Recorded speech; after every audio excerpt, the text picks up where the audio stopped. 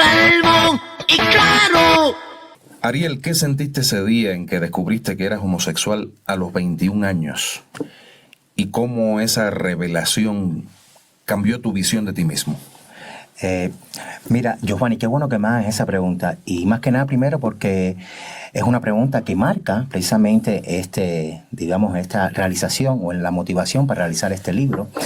Y además creo que el poder entender este sentimiento o cómo se siente una persona en esa situación resulta realmente importante para la población general o para los usuarios que nos están oyendo. Entonces, si me permites, te voy, por ejemplo, a poner primero una breve contextualización. Ubícate, por ejemplo, en un niño de 12 a 14 años que descubre en ese momento de su vida que su orientación o su inclinación o su deseo sexual, que dicho sea de paso, es un proceso fisiológico, o sea, el impulso sexual es fisiológico, o sea, está inclinado hacia las personas de su mismo sexo. Claro. O sea, tiene 12, 14 años, él identifica o se da cuenta, pero también a la par se da cuenta de que existe una sociedad y una familia que entonces lo margina, lo discrimina, lo marca, lo tacha.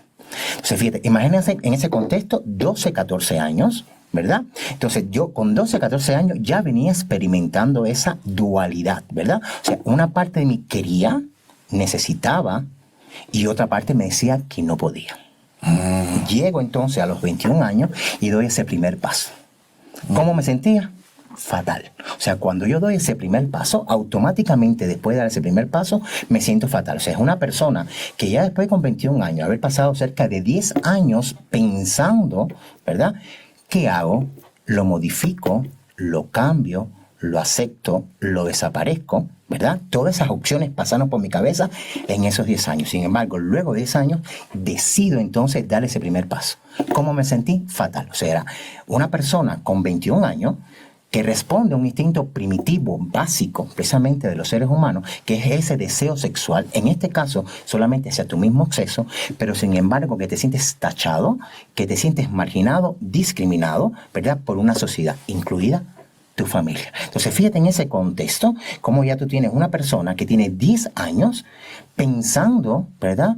Y luchando en esa contraposición, esa lucha de poder entre lo que el cuerpo te pide y lo que la mente, ¿verdad? Sobre todo esa mente que ha sido inculcada o que ha sido educada o enseñada sobre la base de las normas sociales, te orienta una contraposición entre eso que tú sientes, ¿verdad? Entre eso que indiscutiblemente trataste de cambiar y en algún momento, ¿por qué no trataste de desaparecer?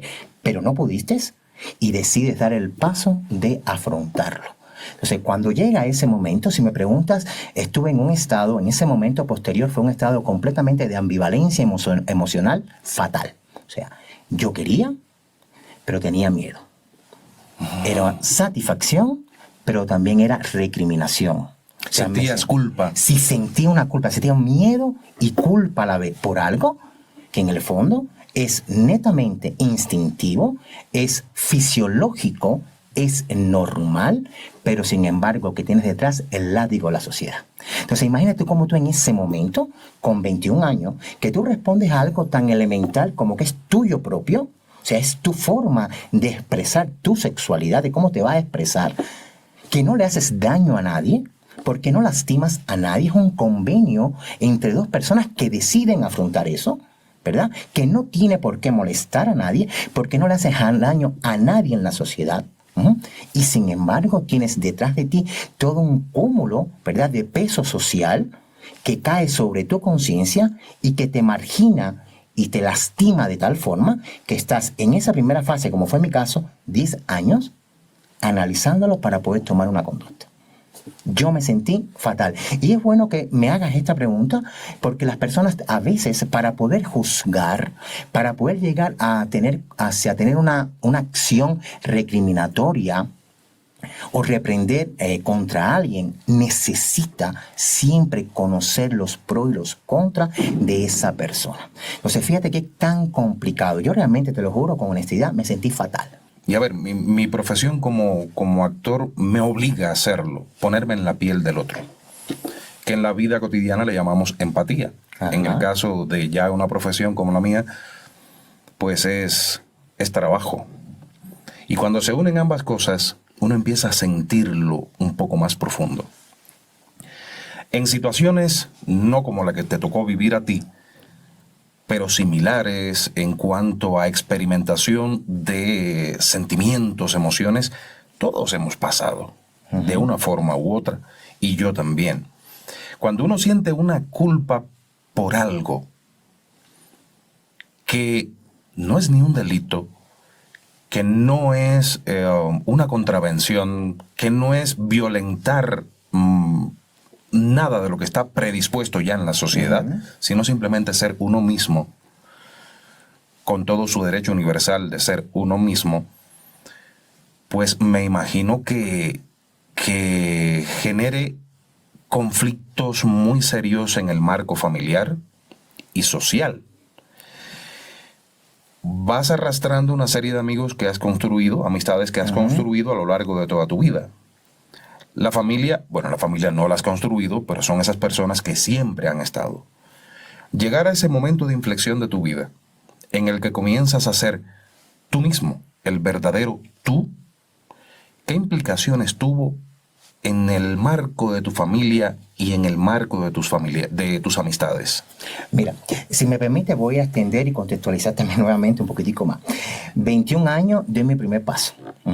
Por lo tanto, de los 21 hasta los 26, aún yo era, digamos, una persona que asumía mi orientación sexual, era capaz de tener sexo, pero no me aceptaba ante la sociedad.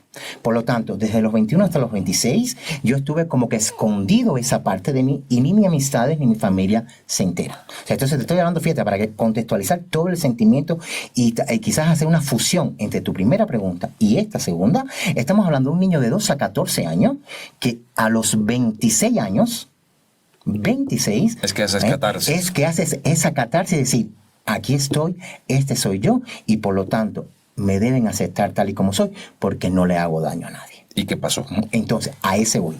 Cuando yo llego entonces precisamente a esa etapa de mi vida, ya quizás voy a hablar primero de las amistades, porque la familia tiene un poquitico de peso, un peso más fundamental. Cuando yo llego a esa etapa de mi vida, ya habían amistades desde los 22, 23, que quizás tenían cierta, digamos, intuición de saber hacia dónde estaba mi orientación, ¿verdad? Pero te soy sincero, mis amistades en ese entonces, que bueno, ya estaba estudiando medicina, tenía una amiga que vivía al lado de mi casa, que prácticamente se crió conmigo y era como si fuera mi hermana. Mis amistades no tuve problema, para serte sincero. Yo pienso que ya en esa época, te estoy hablando del 96, 98, ya Cuba quizás de cierta manera venía con una cierta transformación social de aceptación hacia la homosexualidad. Entonces, precisamente ya esas amistades, por ejemplo, tenía mi amiga, esta que te comento, que sigue siendo mi amiga hoy prácticamente como mi hermana. No tuve ningún problema. Al contrario, ella se lo imaginaba, no me preguntó.